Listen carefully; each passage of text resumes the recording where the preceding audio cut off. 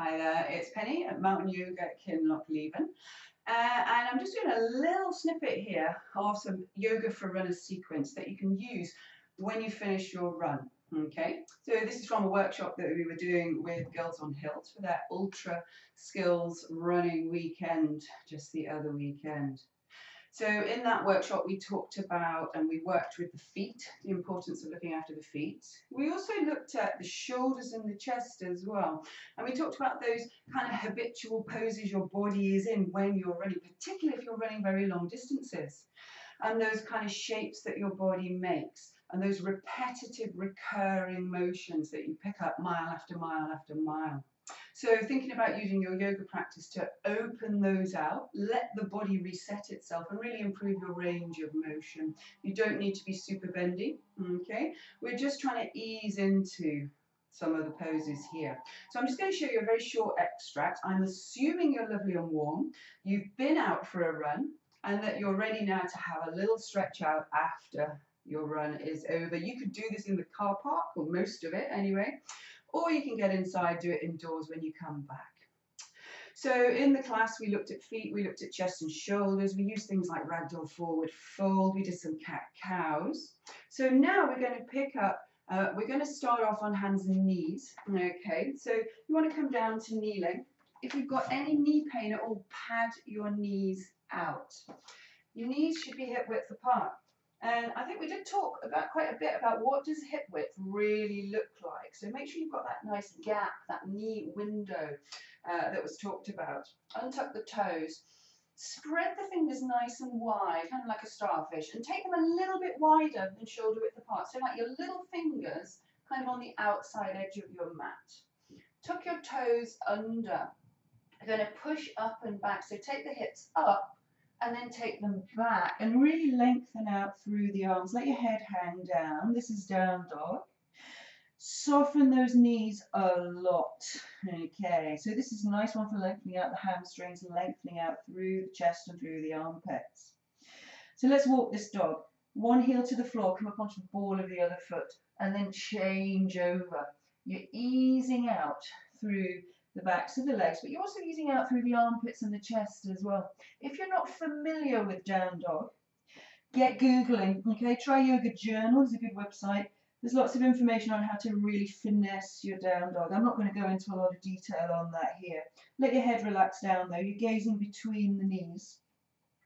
Maybe try swaying your hips from side to side as you walk your dog. So as you walk, twist over to one side, then over to the other. Really nice, easing out through the hips from one side to the other. So you're making your down dog quite funky, quite dynamic here.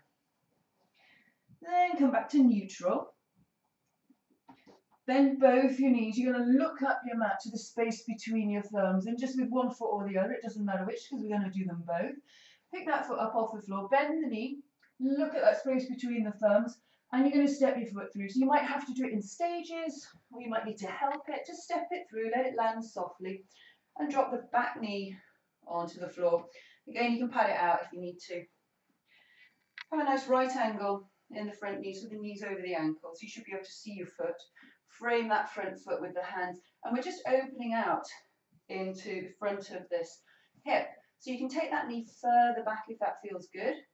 Experiment with toes tucked or untucked as to what feels most comfortable for your body. Because remember, in yoga, we're never forcing ourselves into a particular shape.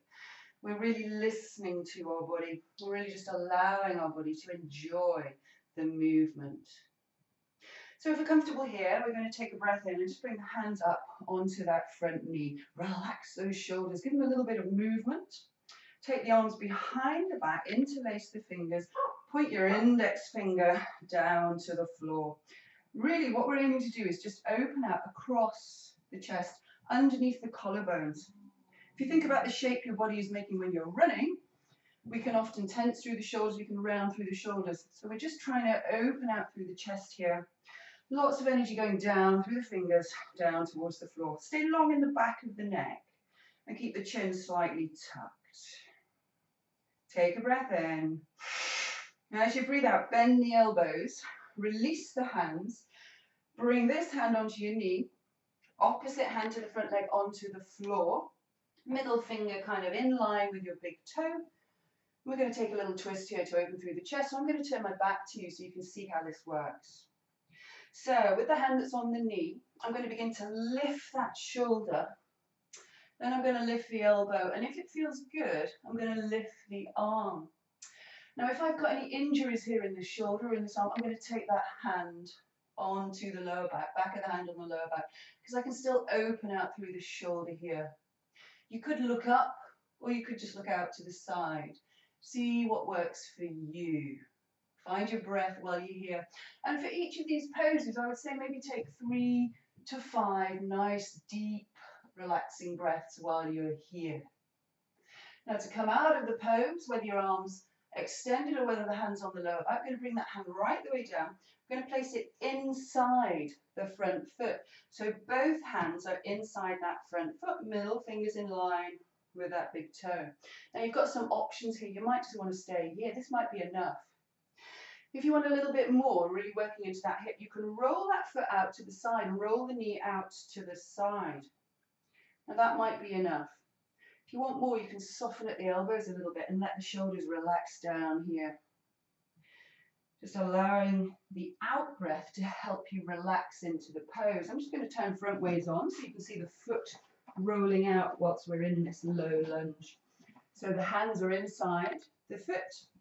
Roll out the foot, roll out the knee. That's quite nice. If you want more, sink. Now you might find with the exhale, you can lower down onto the elbows or maybe not. Listen to your body. Yoga is not competitive. Yoga is not a competitive sport. So if you're a really competitive runner, you've got to switch that little bit off and just ease in here. And again, maybe 3 to 5 breaths here. If you've gone right down onto your elbows, first come out up onto your hands. Unroll if you rolled that front foot. And then we're just going to frame that front foot again. We're going to step back. We're going to find ourselves in down dog again. So I'll just turn sideways on my mat. Set up your down dog. Spread through the fingers. Soften the knees. Take the hips up and away. Let the head be heavy. Feet about hip width apart. Just settle in here. Take a breath. Notice how everything is. Nice, deep, thorough breath. So then we're doing the other side. So take the foot up, bend that knee, look up the mat at the space in between your thumbs, and step that foot through. Drop the back knee, and you're in charge of where this back knee goes. So it could be further away, it could be closer. Also, you have a little play with whether you want the toe tucked or untucked. Settling in here, knee on the front above the ankle. Take a breath in. Let the hands rest on that front knee. And then we're going to open out into the chest. Take a breath in. Exhale, take the hands behind you. Take that pistol grip. Interlace the fingers. Index finger towards the floor. Think about the collarbones getting wider, if that makes any sense. Really opening out through this space in the front of the chest. And again, long in the back of the neck. 3 to 5 breaths here. Good job. Then bend the elbows, release the hands. This hand comes onto the knee, the hand onto the floor underneath the shoulder. So we're going to take that twist on this side. So again, from here, lift the shoulder, lift the elbow, lift the arm. Now, if this doesn't feel good for you, that hand can come onto the lower back, and you can still keep this top shoulder really nice and open. You could just be looking out to the side of the room, or the side of wherever you happen to be, or you could be looking up if you want a little bit more rotation. So this is a great pose. You get your hip opening, you also get this nice rotation, and you also get opening through the chest as well. So I just think this is a great pose. You get a lot of bang for your buck here. 3 to 5 breaths. Take a breath in. As you breathe out, bring the hand down and bring it inside that front foot. And again, you've got those options with this part of this sequence. So you could roll this knee and the foot outwards. So in this position, it's going out towards you. You could think about softening in the elbows. This softening is a relaxing down It's the weight of the shoulders, the weight of the chest, just helping you release down. You may find you can come down to elbows, maybe not. Okay. Now really use the exhale to sink here. So there should never be any forcing, never any pushing or bouncing. We're easing in here. Just taking some nice, deep, relaxed breaths. And again, to come out on this side, if you do go down to your elbows, back up onto your hands first. If you rolled the knee, unroll, and then frame that front foot again. Step back. Find your down dog. Just reset yourself. Feet about hip width apart. Bend those knees, send those hips away behind you. Head is heavy.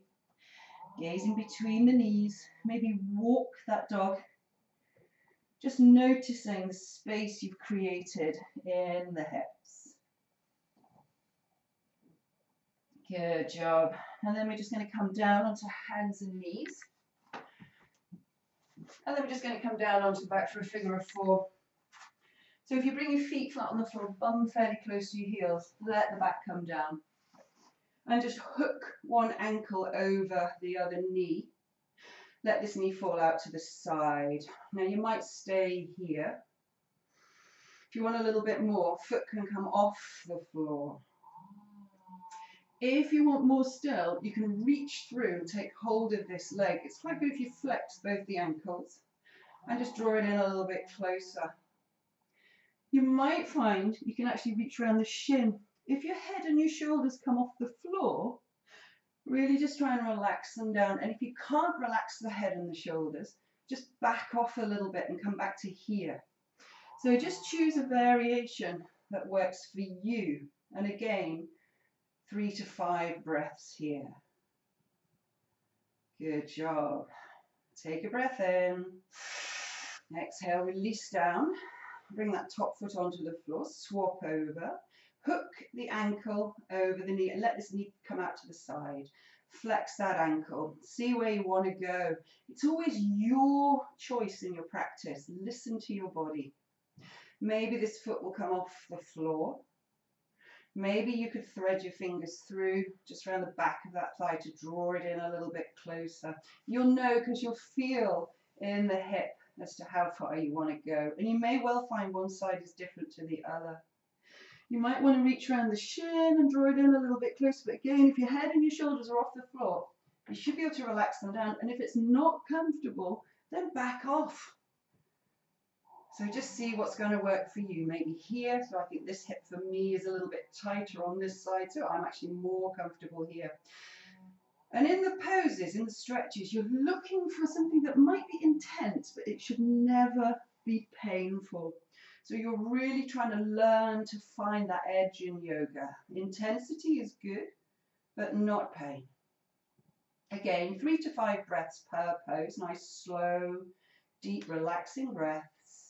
And then release that leg down and hook. And then the best pose of all, if you've only got time for one pose, legs up the wall. And it is literally just what it says on the tin. Put your legs up the wall. So you just need a bit of floor space.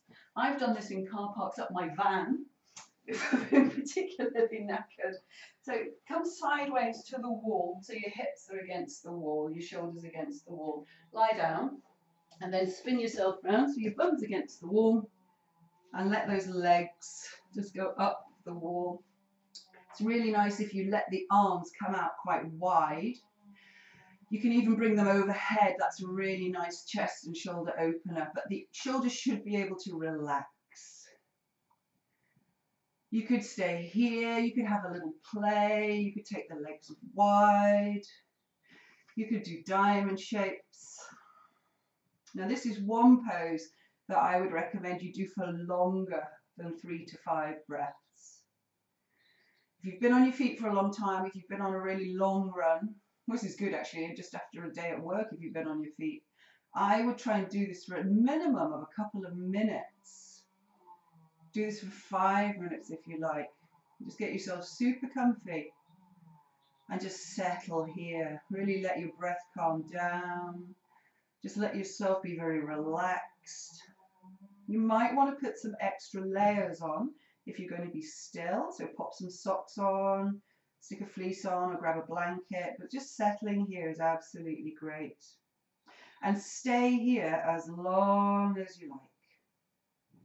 Now to get out of it, don't suddenly leap up, okay, because you've been on the floor with your legs up. So to get out of it, walk the feet down, roll over onto one side or the other, and just stay curled up for a little while. Just let everything kind of come back to normal, because you've been in an inversion, so you just want to let things reset. When you're sure you know which way up you are, just let yourself come back up, and then you're good to go. And hopefully be able to run further and have more fun out on those trails. So that's just a little taster, a little mini sequence. If you'd like any more information, or if you'd like some one-to-ones or more detail, just get in touch, just drop me a message. Happy running. Namaste.